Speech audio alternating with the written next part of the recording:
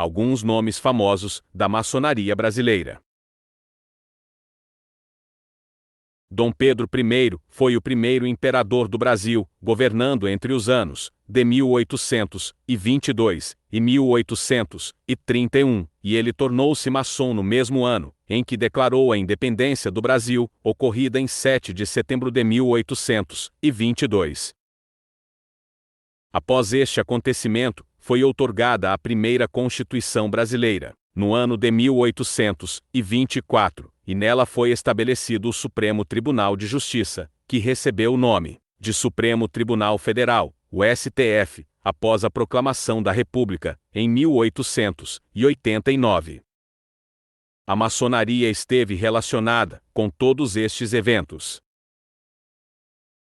Luiz Alves de Lima e Silva, o Duque de Caxias, foi um militar, maçom, monarquista e político brasileiro. Ele participou da luta pela independência do Brasil e também esteve presente em muitos outros conflitos. Duque de Caxias foi iniciado na maçonaria no ano de 1841 e posteriormente ele tornou-se grão-mestre do Grande Oriente do Brasil em 1871. Eusébio de Queiroz foi um magistrado, maçom e político brasileiro. Ele lutou a favor da abolição da escravidão e criou uma importante lei contra o tráfico de escravos, em 1850. Eusébio também implantou o primeiro sistema penitenciário, baseado em leis no Brasil, e durante sua jornada na maçonaria, ele conseguiu alcançar o grau 33, um fato que mostra toda a sua paixão por esta sociedade secreta. Visconde do Rio Branco, foi um militar, jornalista, diplomata, maçom e estadista brasileiro. Ele lutou contra a escravidão e o catolicismo, o qual era contrário à maçonaria. Houve conflitos entre o governo brasileiro, que era comandado por maçons, e os bispos católicos, na década de 1870. O papado, por exemplo, emitiu encíclicas contra a maçonaria. Rio Branco tornou-se grão-mestre do Grande Oriente do Brasil, a mais antiga associação de lojas maçônicas em solo brasileiro, na qual foi fundada em 1822. Esta é a sede do Grande Oriente do Brasil, que está localizada na cidade de Brasília. Ela participou ativamente da abolição da escravatura e também da independência e proclamação da República. O Grande Oriente do Brasil esteve por trás da formação política nacional. Deodoro da Fonseca foi um militar, maçom, e o primeiro presidente do Brasil, governando entre os anos de 1889 e 1891.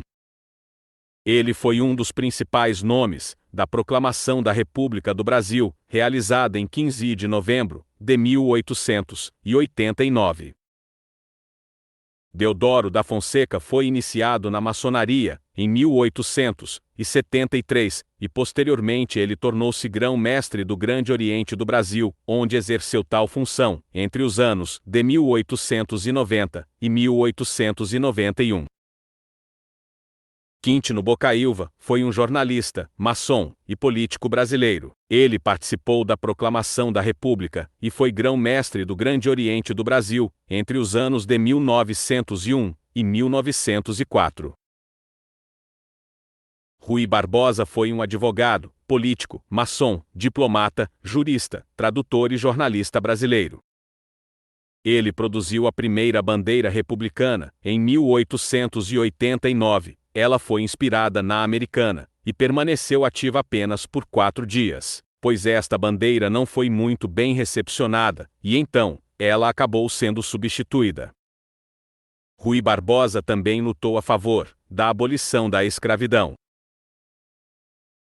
Floriano Peixoto foi um militar, maçom, e o segundo presidente do Brasil, governando entre os anos de 1891 e 1894, e ele foi iniciado na maçonaria no ano de 1871. Prudente de Moraes foi um advogado, maçom, e o terceiro presidente do Brasil, governando entre os anos de 1894 e 1898. E o ano de sua iniciação na maçonaria foi supostamente 1862 ou 1863. 3 cidades brasileiras o homenageiam, através de seu nome, sendo elas Presidente Prudente, Prudentópolis e Prudente de Moraes. Campos Sales foi um advogado, maçom, e o 4º presidente do Brasil, governando entre os anos de 1898 e 1902. Nilo Procópio Peçanha foi um advogado, maçom, e o 7º presidente do Brasil, governando entre os anos de 1909 e 1910.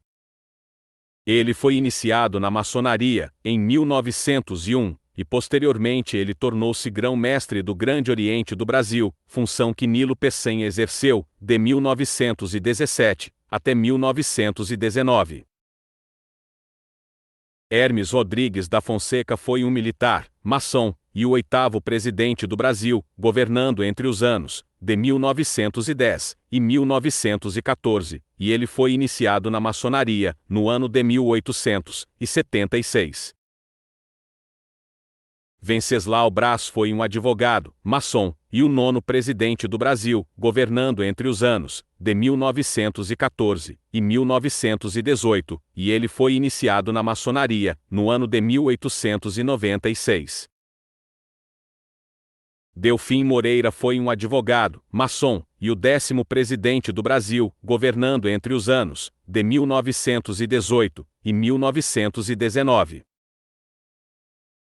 Washington Luiz foi um advogado, maçom, historiador, e o 13º presidente do Brasil, governando entre os anos de 1926 e 1930. Ele fundou uma loja maçônica em São Paulo, e tornou-se o primeiro venerável mestre dela. Café Filho foi um advogado, maçom, e presidente do Brasil entre os anos de 1954 e 1955. Nereu Ramos foi um advogado, maçom, e presidente do Brasil entre os anos de 1955 e 1956, e ele foi iniciado na maçonaria no ano de 1918. Jânio Quadros foi um advogado, maçom, professor, literato e presidente do Brasil, de 31 de janeiro a 25 de agosto de 1961, e seu curto período de governo deveu-se à sua renúncia. Jânio Quadros foi iniciado na maçonaria no ano de 1946. Michel Temer é um advogado, maçom, professor, escritor e ex-presidente do Brasil, que governou entre os anos de 2016 e 2019, e ele foi iniciado na maçonaria no ano de 2001. Nós vimos através deste estudo que a maçonaria está por trás de grande parte da política brasileira, sendo que tanto no passado quanto no presente existem muitos maçons exercendo altos cargos no governo, pois poderíamos inserir muitos outros nomes nesta lista, e não apenas de presidentes brasileiros.